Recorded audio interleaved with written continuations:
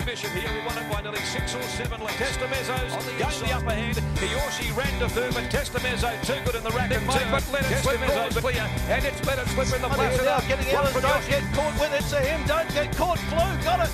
Don't get caught as won the Mullen Cup. Away from the Rosewood Hill. Rosewood Hill boots away from My Magic Miss and Dark Musket, and she's going to canter home. Hello, welcome to Pearce TV. My name's Michael Heaton. I look after the communications here at Pearce Racing, and this is a new segment for our stable clients and followers where I'll be having a bit of a chat to Ben and Daniel Pearce. We'll be wrapping up the month that's just gone by, the first month of the 2017-18 racing season, and finding out a bit of other stable news. Firstly, Ben, you wouldn't be used to this weather. You've been up in Broome the past month, having a month spell. Yeah, it's beautiful weather up there, and I've brought a little bit of it back with me. We've had a few nice days since I've been home, and a little bit of rain the last couple. Quite a good working holiday as well. You only took the 4 horses up there, but managed to get 4 winners. Yeah, it was good. It probably took a couple of weeks to work out the climate up there and the way to work the horses, but after that first meeting they seemed to improve a lot going into the second meeting, and then the third meeting there is when we got the double, and a couple of them backed up well into the Cup Day meeting. Be rude not to go again next year, wouldn't it? Oh, it's definitely something to think about. And what about yourself, Dan? You've been slugging away, holding the fort here at the Carnut base. Yeah, well, we've been whinging we were whinging all month that it was raining, and Ben came back, and I don't think it's hardly rained since he's been back. But the team's ticking along well. 9 winners, 22%. Actually, the most winners in the state for the first month of the new racing season. So things are going pretty good. Yeah, we're wrapped to kick off the new partnership like that. It's been good, and what's promising is the bunch of them down here were 3-year-olds resuming. So it looks good for the future. And 2 of those 3-year-olds yesterday we saw Money Maher and Father Nick. Money Maher firstly, still a colt. We always get excited about the colts. What's the future in store for him? I think he's a pretty nice colt. I bought him over in Melbourne Premier Sale. That first prep as a 2-year-old, I couldn't have been happier with him. I really didn't think that he was a 2-year-old type, and what he did, I was really impressed with, and he has definitely improved coming back this time in. So yeah, I think he's got a big future. Would a race like the WA Guineas in November be a possible target? Yeah, possibly. That was only 1100 yesterday, so we'll look at stepping him up over his next couple, and we'll see where he's at, and then look at making a plan for him in the next few runs.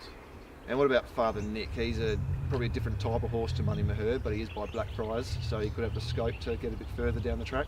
We bought him quite cheap as a weanling, and yeah, it was my sort of opinion that he'd take a little bit longer to develop, and he's always shown ability the whole way through. So to be winning at this early stage of his career, we're pretty excited about him.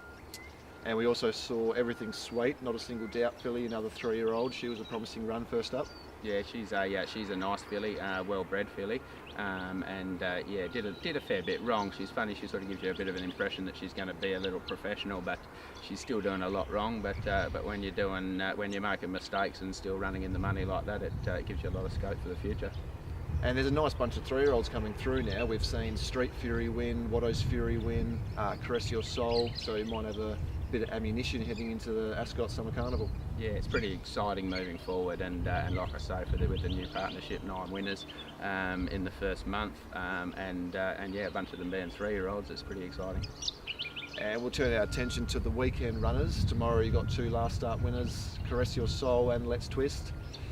Firstly, Caress Your Soul. She steps up in grade coming out of a Northern Maiden, but she was ridden off the speed for the first time last start and really attacked the line well. I was sort of waiting for her to relax in her races so we could ride her off the speed, and she really motored to the line and won well, which adds a bit of scope to her. So yeah, look, I think it's obviously a step up the grade to Saturday class, but we think she's in it with a good chance.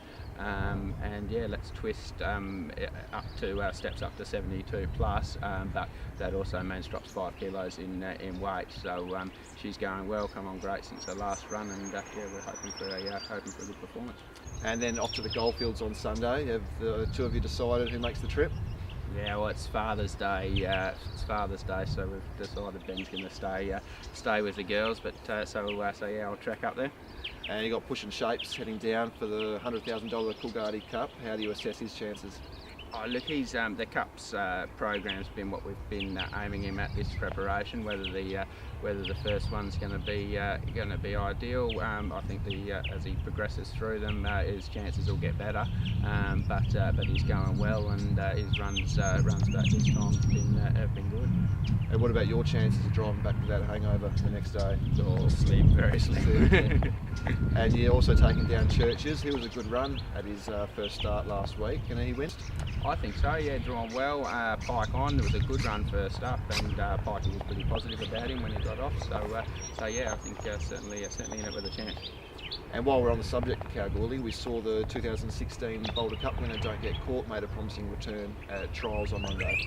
Yeah, he did. It was quite a nice trial. He had a few little issues after his Kalgoorlie Cup campaign last year. A couple of chips in the fetlock that we've had removed. Had surgery on both fetlock joints. He's had a long break, and he looks to have come back in good nick. But a possible Perth Cup preparation could be the plan. Possibly the Northern Cup as a target along the way. And what about over the next couple of weeks? We couldn't get much cabbage out of either of them yesterday, $1.60 and $3.20. Is there anything over the next couple of weeks for the punters that we can have $1 on? There wasn't too many juicy odds. There's with the way they all performed, there could have been a bit of value in some multis rolling in with some places. But yeah, the $1.60 never looks too advertising. But yeah, there's a couple of nice ones coming along. Everything Sweet could be one to keep an eye on, and I think maybe Hilbert. He's a nice horse that's been coming along and doing everything right at this stage. Well, there you have it. Save your pennies for Hilbert in a couple of weeks. Thanks a lot for joining us, and we hope to see you again next time. Cheers, guys. Thank you.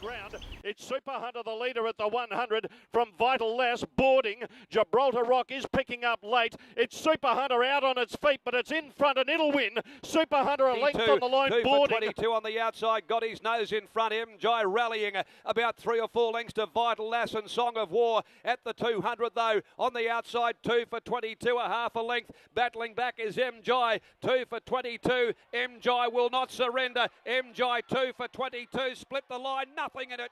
But Fat Noxious races to the front. Hall gave it a reminder at the 200. It had booted away now. It's home, Fat Noxious. All interest only in the minors. He had a sustained look over the right shoulder. Set up on the mare. Fat Noxious pricked the rear. Watto's Fury's about to come through, one off the fence, and back on the inside is Evie on My Mind. Coming down with 250 metres left to go. Now the favourites coming through. It's Watto's Fury quickly racing after Summer's Dream. Is That Right is battling on. Special Alert getting up on the inside, and Urquell is finishing well. King George Sound got badly held up, but Watto's Fury is clear. In second place, Special Alert from Urquell and Infinite Beauty late. But Watto's here with Caress Your Soul inside the 200 now, and Toro Tia out by 2 in the bag. Over on the outside, Caress Your Soul and Scuffy. On the outside, Caress Your Skull goes up on the outside, takes the lead, and Caress Your Soul in front by a length. 2 for 22 though. He starts to pin the ears back, and he's coming. Ocean Digger 2 for 22. Over on the inside, Heron Point 2 for 22, and Ocean Digger. I thought it might have been the leader. Now the run comes for Let's Twist down on the rail. Friarbird, Born Blue further back. Ryamar, Imperious down on the rail, but Let's Twist, 150 to go.